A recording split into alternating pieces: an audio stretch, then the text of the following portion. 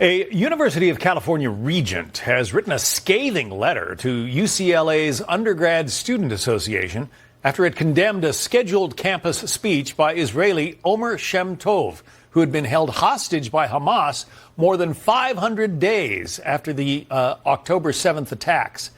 That regent writes, "While your letter expresses concern over a troubling disregard for Palestinian life, it says nothing about the Israeli lives lost on October 7th, including the shooting of many of Omer's closest friends.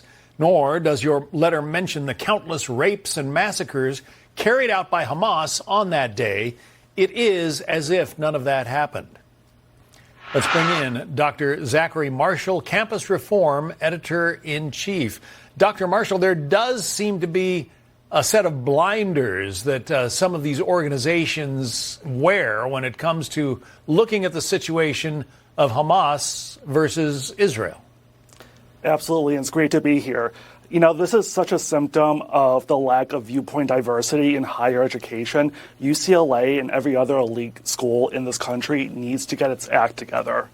We hire leftist professors, and they are not hiring enough conservative and even moderate professors to give students a broader viewpoint of debates in the world, whether it's Israel and Palestine or something else. The reason why you have this letter and other protests against innocent Israelis and Jewish Americans is because students are brainwashed by professors that only want to give them one side of the story. So I call on more universities to enlighten the minds of students and make them aware that there is more than one side to every debate. James Percival is the general counsel for the Department of Homeland Security. He actually spoke at UCLA and was greeted with shouting and epithets and that kind of thing during his remarks. Listen to what he had to say after. I was once a conservative student on a liberal campus, and whenever the conservatives came to speak, I always valued that very much. And it was just unfortunate that those students were deprived of that opportunity. I mean, I went to law school. It cost more than $100,000, sometimes a lot more. And I feel like the conservative students who invited me were really deprived of that opportunity.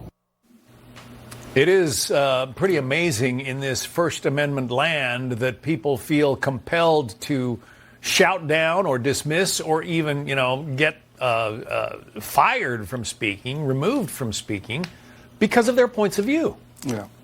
I'm not surprised. I mean, these protesters, the law students at UCLA, could only shout and, use expletives to denounce a very important public figure in our country. And this does not surprise me at all. Campus Reform just this spring did an analysis of employee contributions to political campaigns at dozens of universities, and UCLA came out on top. They are the number one most Democratic leaning university in our survey.